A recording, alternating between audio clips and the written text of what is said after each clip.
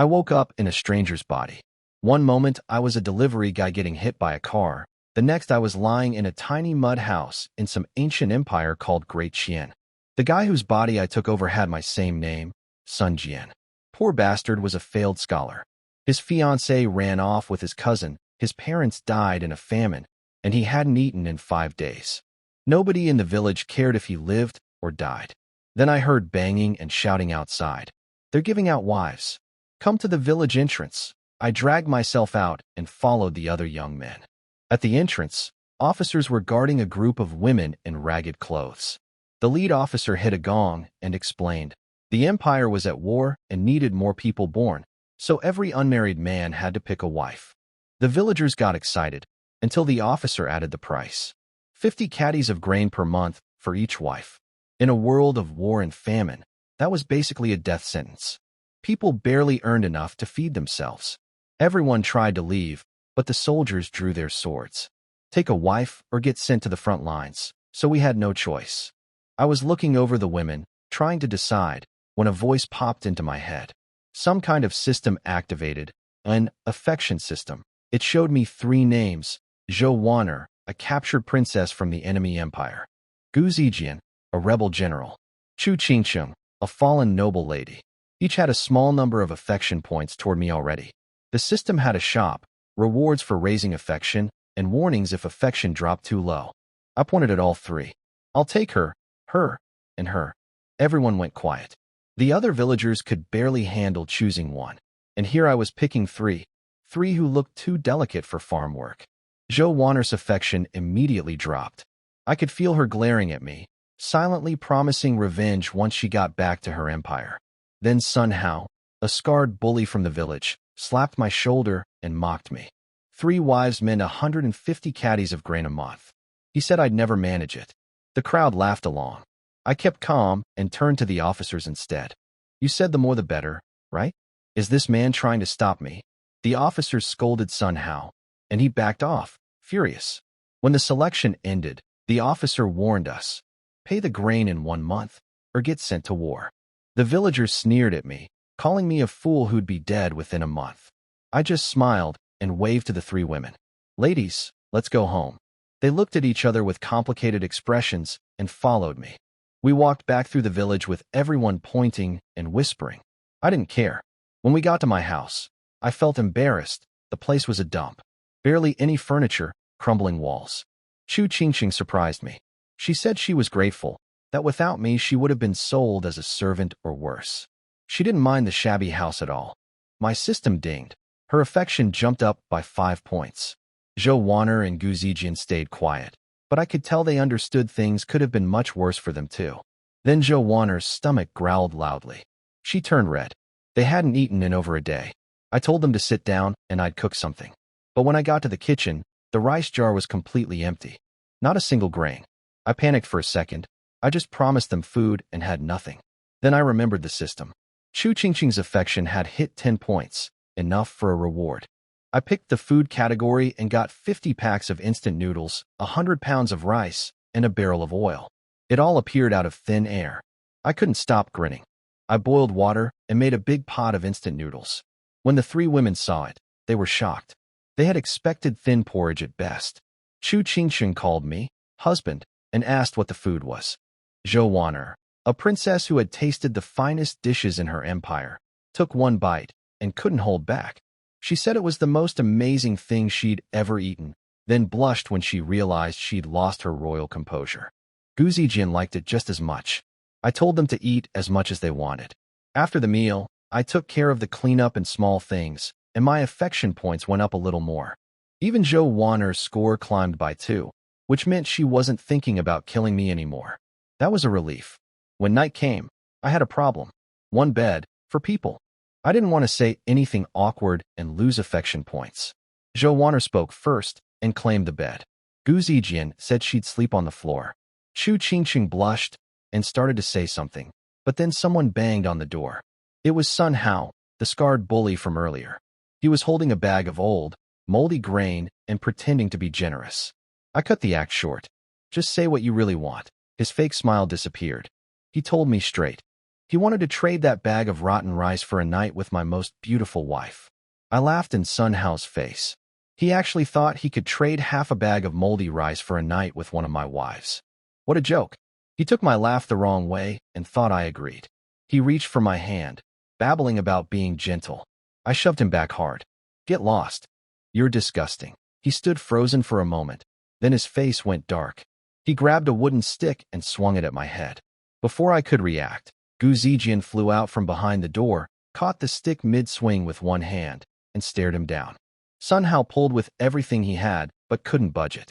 He yelled at me for hiding behind a woman. I stepped up, patted his cheek, and said, "It's only right for a wife to protect her husband. Men and women are equal." Something shifted in Gu Zijian's expression when I said that. The system dinged. Her affection went up by 2. I hadn't expected that to land so well. I told her to let him go. She did, and Sun Hao crashed to the ground. He scrambled up, ran off, and shouted back that his brother worked at the county office and I'd pay for this. I wasn't worried. If his brother came, I'd settle all our old scores at once. Back inside, I told the women what happened. Zhou Wanner got so angry she nearly slipped up and spoke like royalty before catching herself. Gu Zijin noticed, but said nothing. Chu Qingqing just worried about me. For sleeping, the 3 women took the bed and I got the floor. Zhou Wanner made it very clear. If I tried anything, Gu Zijian would handle me. I sighed, spread a blanket on the ground, and lay down. Sometime in the night, I felt someone warm next to me. It was Chu Qingqing. She whispered that she knew I was a good man and she wanted to be a proper wife, but for now she could only stay by my side like this. She asked me not to be upset. I held her gently and told her that when the time was right, I'd give her a real wedding.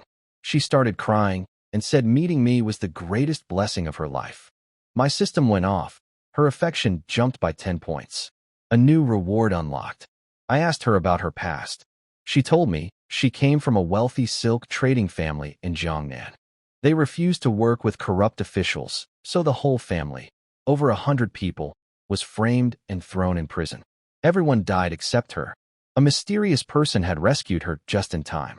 I held her tight and promised I would avenge her family someday. She believed me. On the bed nearby, I didn't know it then, but Gu Zijian was still awake. She whispered to herself, "If you avenge her, will you avenge me too?" At dawn, I carefully got up without waking Qingsheng and opened my system to claim the new reward.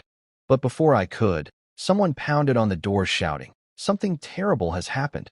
Early morning, someone pounded on my door. It was old Jiang, a neighbor, covered in blood splatters. He told me my family's old ox had been killed, stabbed in the heart by Sun Hao. The ox was the only valuable thing my parents had left behind. Sun Hao had run into it on purpose, then claimed it attacked him and used that as an excuse to kill it. Pure revenge for last night. Old Jiang warned me to hurry and at least salvage some meat before others took it. He also told me not to do anything stupid. Sun Hao's older brother's son who was with him. Sun who was a constable at the county office, built like a bull, famous for once fighting for men alone and winning. Old Jiang ran off, not wanting to get involved. I looked at my skinny arms and laughed bitterly. This body could barely lift a bucket of water. Fighting Sun who would be suicide. But then I remembered, the system. I still had a reward draw I hadn't used. I opened the panel and chose a strength draw. The system gave me a full set of Tongbei fist techniques, instantly planted in my memory, plus 18 strength points. I could feel my muscles tighten and real power flow through my body for the first time. My strength went from average to well above normal. Sun Hao, I'm coming. I walked out the door without looking back. What I didn't know was that behind me, Zhou Wanner had heard everything through the wall. She thought I had some courage after all and decided to follow me in case I needed help. She was a princess trained in martial arts since childhood. Handling a common thug would be easy for her. And behind Zhou Wanner, Gu Zijian slipped out too. She had been watching Zhou Wanner closely since dinner, sensing she wasn't ordinary. Now she was even more curious. All 3 of us were heading to the same place, but I was the only one who didn't know I had backup. I grabbed a sickle and headed down the village path. My body felt completely different, warm, strong, no tiredness at all. The Tongbei fist techniques sat in my muscles like I'd trained for years. Soon I spotted a fire ahead. 7 or 8 officers were sitting around it, cutting up my old ox and roasting the meat, drinking wine and laughing. Sun Hao was bragging about how the foolish ox deserved it. Even Sun Hu, his older brother, seemed a little uneasy. He mentioned that the ox was all I had left, and maybe they'd gone too far. But Sun Hao just laughed and said I was too weak to do anything about it. That's when I shouted, "Sun Hao, you took my cow's life. Now pay with yours." I charged in with the sickle. Sun Hao looked surprised at first, then smiled like he'd already won. Sun Hu calmly told his men not to kill me, just teach me a lesson. Several officers stood up and cracked their knuckles. They circled around me. What I still didn't know was that Zhou Wanner and Gu Zijian were both hiding nearby, watching everything. Zhou Wanner was torn. She didn't want to expose herself in front of government officers, so she was hoping Gu Zijian would step in if things got bad. Gu Zijian was hesitating too, but she'd already decided she wouldn't let me die. None of them needed to worry. Sun Hao got impatient. Before anyone else could move, he grabbed a heavy wooden stool and swung it at my head with everything he had. He missed. I kicked him square in the chest. He flew back several meters, spat blood, and hit the ground. I heard ribs crack. Everyone froze. The officers, Sun Hu, even the two women hiding in the dark. Nobody expected it. The skinny scholar who could barely walk yesterday had just sent a grown man flying with one kick. Sun Hu stared at me like he was seeing a ghost. Sun Hao screamed from the ground, begging his brother to kill me. Sun Hu's face hardened. "You dare hurt my brother? Today I'll break your legs myself." Sun Hu grabbed a thick stick and came at me, furious that I'd hurt his brother in front of his men. But I didn't flinch. I played my real card, the law. Under Great Qian rules, killing a plowing ox was a capital crime. I told them straight. Sun Hao killed the ox, and Sun Hu let everyone cook and eat it. They all broke the law together, and their crimes were even worse because Sun Hu was an officer who knew better. The other officers went pale. They knew I was right. Sun Hu tried to rally them, saying I was too poor to file a complaint. That's when I bluffed. I told them I'd already sent word to the villagers to come watch. They'd arrive any minute and see everything. The butchered ox, the fire, the meat, all of it. That did it. The officers panicked and begged Sun Hu to leave. Even Sun Hu couldn't risk being caught red-handed. He cursed at me, grabbed his injured brother, and retreated with his men. I watched them go and shook my head. Then I looked at the pot of beef they'd left behind. My poor ox, but the meat did smell amazing. I sat down and started eating. That's when Zhou Wanner and Gu Zijian stepped out of the shadows. They'd followed me the whole time. I felt a warmth in my chest realizing they'd come to protect me. I told them to sit down and eat. They looked at me with this mix of shock and admiration. When I admitted the villagers were never coming, the whole thing was a bluff, their eyes went wide. They couldn't resist the smell of the beef for long. We all ate together, and I reminded them to save some for Qingqing back home. Zhou Wanner looked more relaxed than I'd ever seen her. She told me later it was the first time she'd felt safe since being captured. Gu Zijian's eyes were softer too. I could tell something had shifted in how they saw me. On the walk home, Zhou Wanner finally asked the question that had been bothering her. "Who are you really?" I smiled. "What else could I be?" "I'm your husband." On the walk home, the system went off twice. Zhou Wanner's affection had passed 20, and so had Gu Zijian's. For new draws waiting for me. I couldn't help grinning like an idiot. Zhou Wanner caught me laughing to myself. "What's so funny?"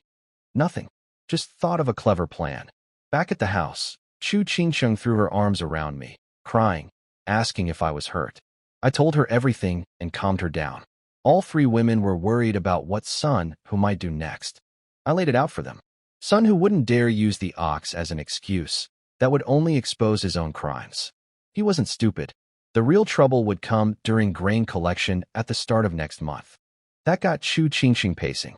150 caddies of grain every month. Where would it come from? I told them not to worry. I'd pay half a year's worth at once, and from now on, we'd eat meat every day. They stared at me like I'd lost my mind. 900 caddies of grain. Meat every day? We had no jobs, no land, and barely any food left. They thought I was talking nonsense. Zhou Wanner demanded to know my plan. I just put a finger to my lips. "Don't ask. I have my own way." Same sleeping arrangement. Them on the bed, me on the floor. That night, none of them could sleep. They were all thinking the same thing. I was definitely not an ordinary villager. Sometime deep in the night, the system woke me up again. Chu Qingqing's affection had passed 30, and my total points crossed 70. I got 10 free attribute points and a medium reward pack.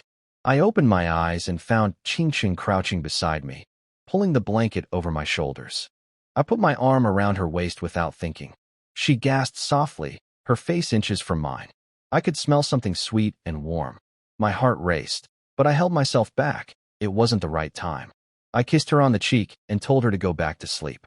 She handed me the blanket and whispered to be careful of the cold night wind. After she went back to bed, I stood in the old courtyard, wrapped in the blanket, and grumbled at the system for waking me up during a good dream. It ignored me and showed the new rewards on my screen. 10 attribute points. A medium gift pack. I dumped all 10 attribute points into strength. It jumped to 68, close to the human limit. My whole body hummed with power. Then I opened the medium gift pack. A golden box appeared, and out came 5 things that nearly made me shout. 20 enhanced antibiotic shots, 10 high-tech fishing rods, 5 infrared semi-automatic compound bows with 100 arrows, 10 adrenaline shots, and 100 super potatoes. The potatoes were the real treasure. They could grow in any season, survive cold and drought, and matured in just 30 days. That alone could solve our food problem forever. I decided to save my remaining draws for later and went to sleep. Next morning, I woke up to the 3 women arguing over instant noodles. Chu Qingcheng was clutching a pack tight, refusing to give it up. She wanted to save food for the grain payment. Zhou Wan'er said we should eat properly and trust that I'd figure things out. Gu Zijian stood in the middle, not knowing whose side to take. I walked over, took the noodles from Qingcheng, and handed them to Zijian. 3 meals a day from now on. 2 packs each per meal. Go cook. Qingcheng looked hurt, but I patted her shoulder. Trust me, our life will only get better. She nodded quietly. After breakfast, I told them my plan, fishing and hunting. They looked at me like I was crazy. Every villager around here had already picked the area clean. No animals near the village, no fish in the shallow waters. And I was a scholar with no experience and no tools. What are we hunting with? Shoe insoles, one of them said. I grinned and went to the cellar, pretending to dig around. Really, I pulled items from my system, the compound bow, a fishing rod, and an insulated suit. When I brought them back inside, the women went silent. Gu Zijian picked up the bow right away. Being a general's daughter, she recognized it was some kind of weapon, but nothing like she'd ever seen. The metal was too fine, the design too advanced for this world. She turned the bow over in her hands, amazed. My husband, how much effort must it take to forge something like this? Then she froze. She'd just called me husband, for the first time. I smiled at her. What did you just call me? Her face turned bright red, and she put the bow down fast, staring at the floor. The room went quiet, but it was a good kind of quiet. The room was thick with awkwardness after Gu Zijian's slip. I smiled and told her it was the first time she'd called me husband. She looked like she wanted the ground to swallow her. I let it go and handed her the bow. Try it. Aim at that tree in the courtyard. I stood close and showed her how. Line up the 3 points, lock the string, press the trigger. She took a breath and fired. The arrow tore through the air, punched clean through the tree trunk, and buried itself halfway into the wall behind it. All 3 women gasped. They'd expected something slightly better than a regular bow. This was something else entirely. Zhou Wan'er's eyes lit up. Did you make this yourself? Who are you really? I'm your husband, I said. Same answer as always. Then I pointed to the fishing rod. Hunting isn't the main plan today. This is. Qingcheng picked it up innocently and almost pressed the power button, with the electric end aimed right at me. My heart nearly stopped. I grabbed it from her hands fast and set it down carefully. I explained that this rod was even more dangerous than the bow. That only made them more curious. They begged me to show them how it worked, and I gave in. We'd go to the river. On the way, we ran into a group of village women heading to the hills to dig wild vegetables. Their leader was Ma Jinshi, the loudmouthed wife of a local landowner. She spotted me and started laughing. You? Fishing? You'll fall in the river before you see a single fish. The other women piled on, mocking my skinny body, my 3 wives, saying I'd starve before the month was over. My wives were furious. Gu Zijian wanted to slap them. Even gentle Qingcheng was clenching her fists. Ma Jinshi kept going, saying I'd be executed in 20 days when I couldn't pay the grain. I told her it was none of her business and walked on without looking back. We headed east past a small grove to a rocky river I remembered from the original owner's memories. Most villagers avoided this spot. Too many rocks for nets, too many snags for lines. That's exactly why there'd still be fish here. I gave the women branches and told them to wait downstream. The fish will float to you. Just pick them up. They looked at me like I was insane. I put on the insulated suit, stepped into the water with 2 electric fishing rods, dipped them in, and gave a shake. Fish started floating up almost instantly, drifting right toward the women downstream. They stood frozen for a second before I yelled at them to start grabbing. After that, they moved fast. The system kept dinging. All 3 women's affection went up by 3 points each. We worked together smoothly, and before long we had more fish than they could carry. After releasing the small ones, we still had over 50 big fish, each weighing 3 or 4 pounds. Joanna begged to try the fishing rod. I told her it was too dangerous without proper training and promised to teach her another day. She pouted but let it go. Walking back into the village with our catch drew a crowd immediately. People counted the fish, guessed the weight, and calculated how much grain it could trade for. The same women who had mocked me that morning went pale and quiet. Everyone was impressed. They all knew that river was nearly impossible to fish, yet here I was with 51 fat fish strung on rope. At home, the women wanted to steam some fish right away. They were starving. Their last real meal had been yesterday afternoon. But I said no. Every fish from today would go to town to trade for coarse grain. We needed to stockpile for the 150 caddy payment. Joanna understood.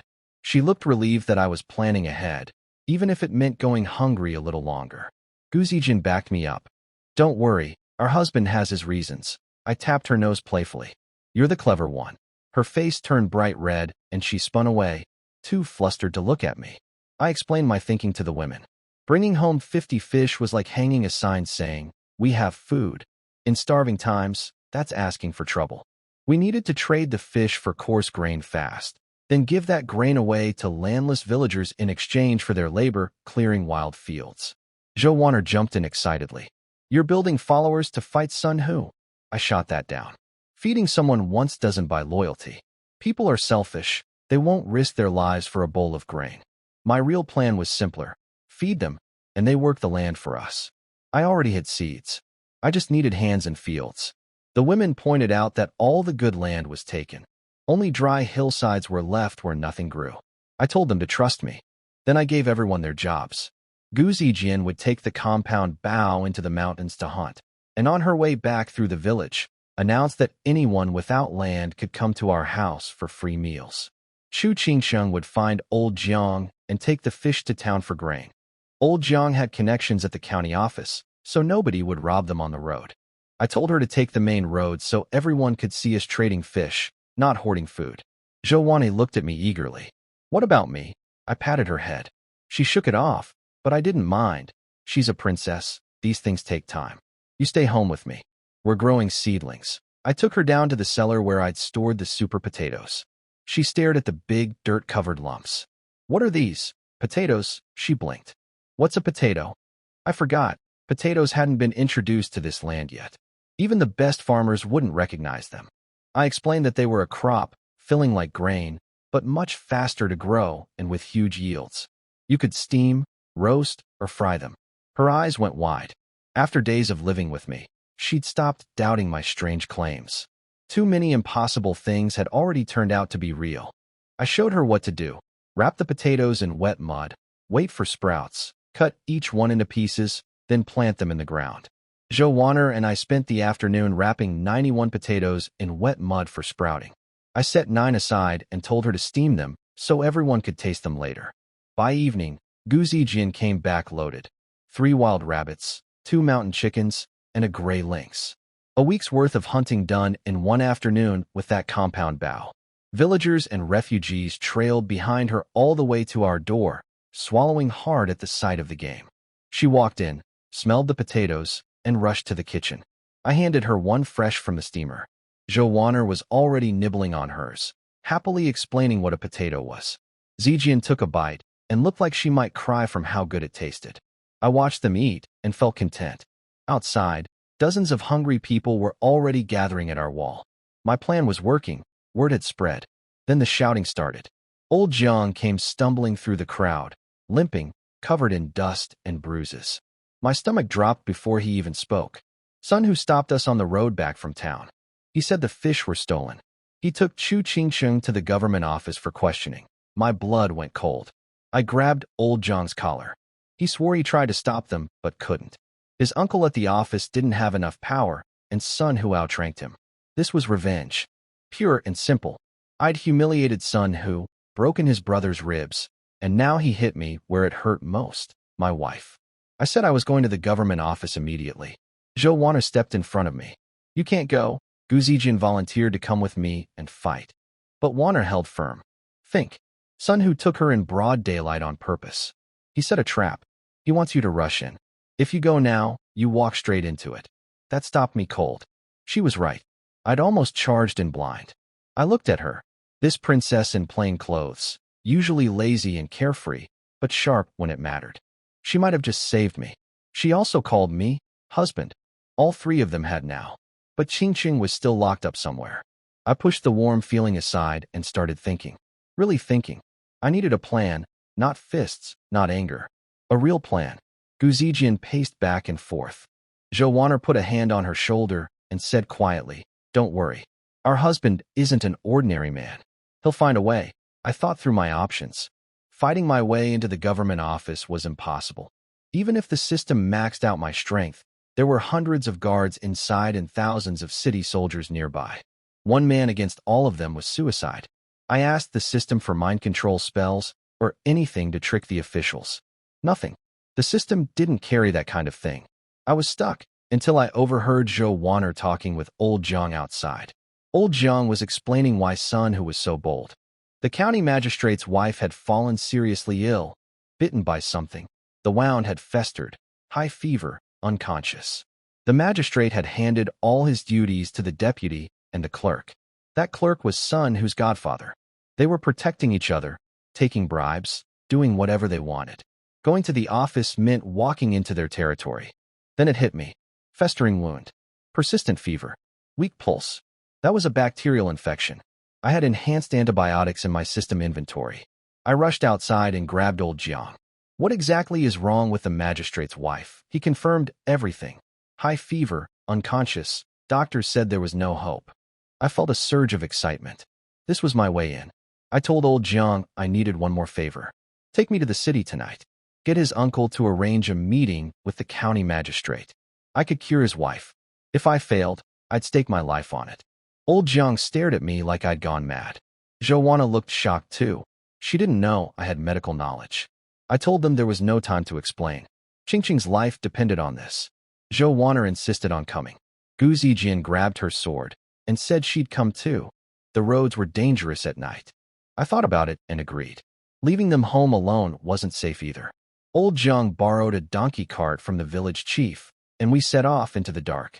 We made it to the city without trouble. Old Jiang's uncle was named Wang Yuren, a low-ranking courier at the county office. Not powerful, but he had connections to the magistrate and could get us through the door. But the moment Wang Yuren heard what we wanted, his face turned red with anger. Nonsense. Wang Yuren recognized me immediately, the lazy scholar Sun Jian. He laughed and said if I knew medicine, pigs could climb trees. He told us to get out. I stayed calm and talked him into a corner. You've never seen my skills. How can you say I can't practice medicine? If the magistrate's wife dies because you turn me away, is that her illness or your fault? He had no answer. Gu Zijian stepped up. Count me in. I'll stake my life too. Zhou Wanner followed. Then Old Jiang. 5 heads on the line now. Wang Yuren sighed and agreed to take us. I wasn't worried. It was a bacterial infection. I had enhanced antibiotics in my system. If those didn't work, I had adrenaline shots. I was confident. Wang Yuren got us into the magistrate's estate. Zhou Wanner and the others waited in the reception hall while I was led through courtyards to the study. The magistrate, Wang Muji, was a decent man, over 50, tired-looking, with white hair at his temples. His wife's illness had drained him. He asked about my background, and I made up a story about refugee parents with ancestral medical knowledge. He told me his wife was in a coma, pulse barely there, breathing almost gone. Yesterday, they couldn't even get medicine into her mouth. The doctors said today might be her last day. Wang Yuren shot me a look, shaking his head, telling me to back out while I still could. I smiled.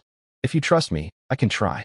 I can't promise a full cure, but I won't let her die today. The magistrate stared at me for a long time, then said quietly, "Come with me." He led me to her room.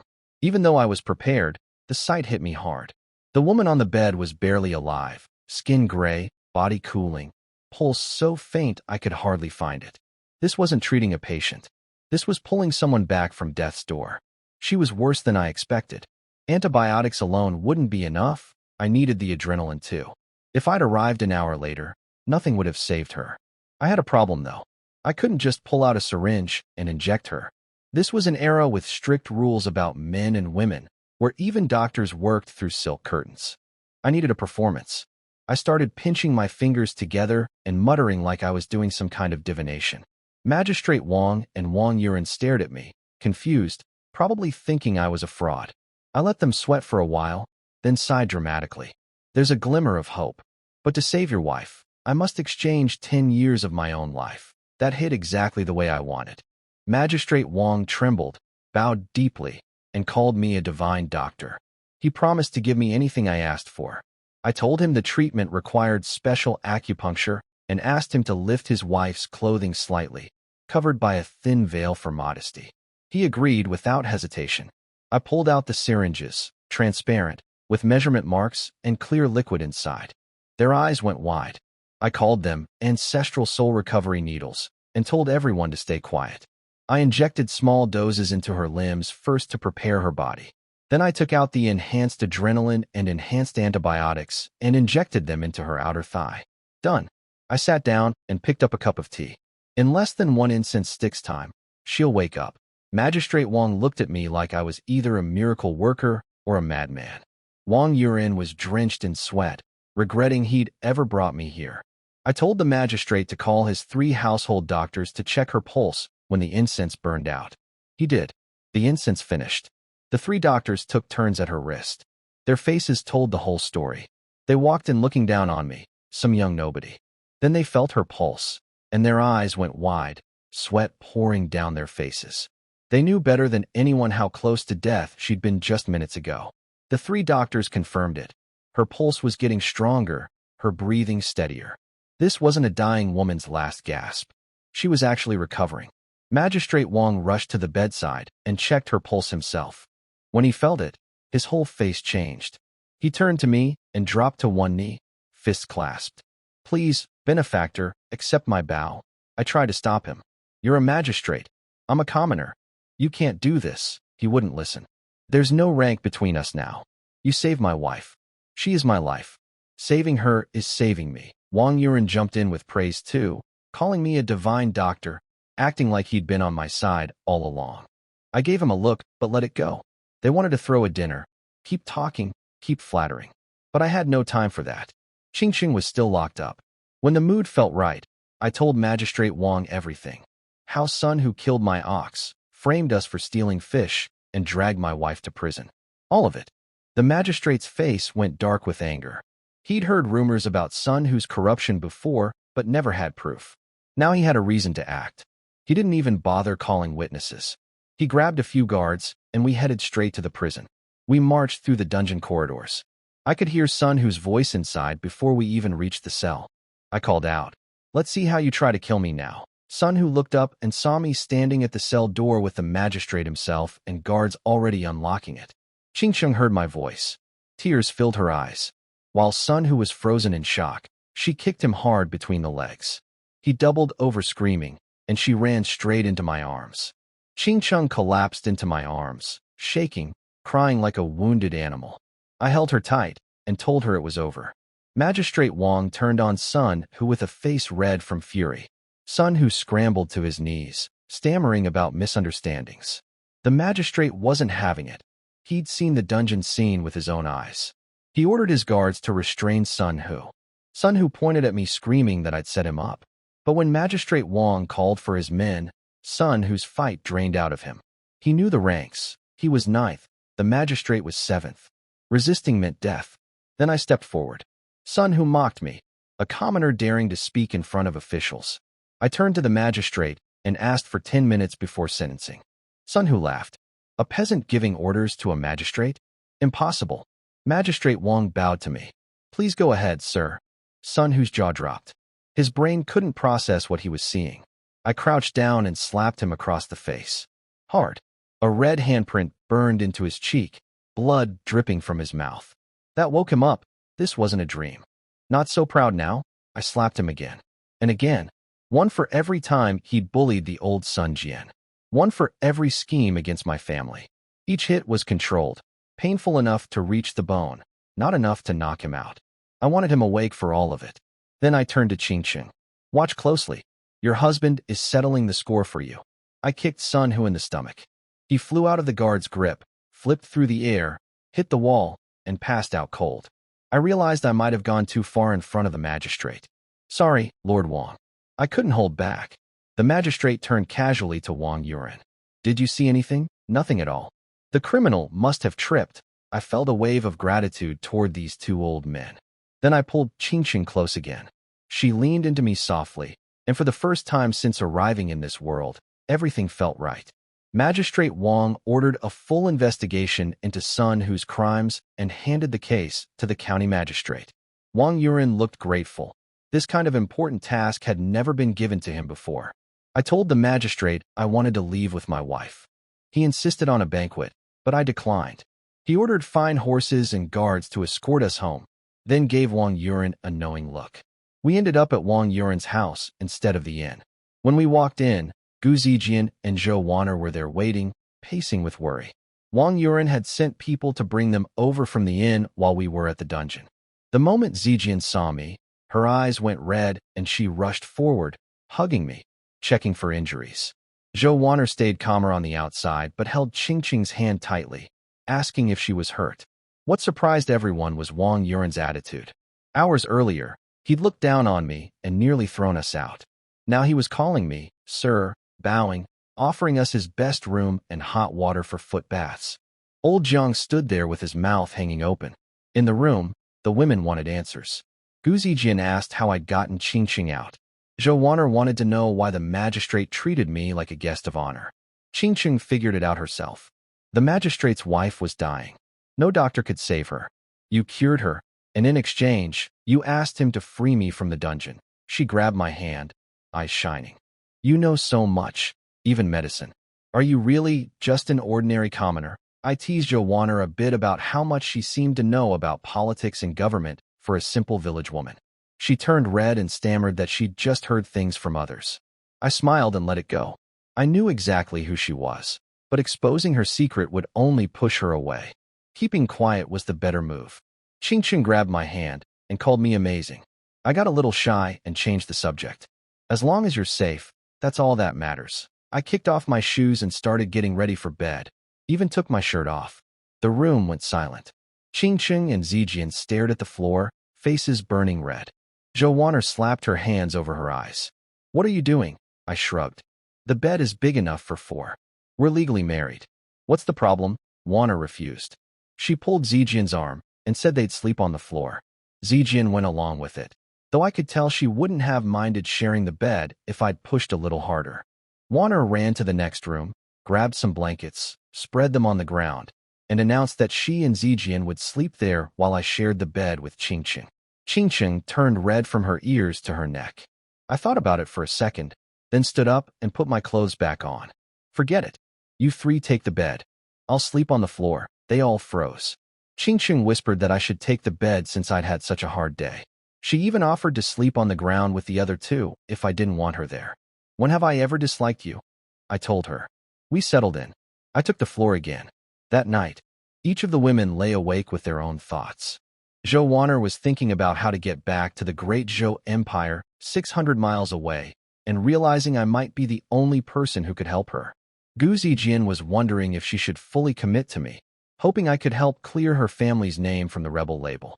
She made a silent promise. If I could restore her family's honor, she'd serve me for life. Morning came. The women let me sleep in after the long night. When Zijian walked in and found me getting dressed, she blushed and hurried over to help me with my clothes. Her sudden warmth caught me off guard. Something had shifted overnight. Zijian helped me dress and brought me to breakfast. The other 2 were already there, blushing when I walked in. Before we left Wang Yuren's place, I noticed old Jiang was gone. I figured he was at his uncle's house and didn't think much of it. Wang Yuren had arranged horses, a carriage, and guards for us. The carriage was loaded with grain and supplies, a gift from Magistrate Wang. About 300 caddies of grain, enough to cover 2 months of tax. There was even a plaque that read, "Home of the Meritorious." The magistrate had thought of everything, including guards to make sure nobody robbed us on the road. I wasn't going to refuse any of it. When we reached the village that evening, a crowd was waiting at our door. Their eyes were different now, envy and respect instead of mockery.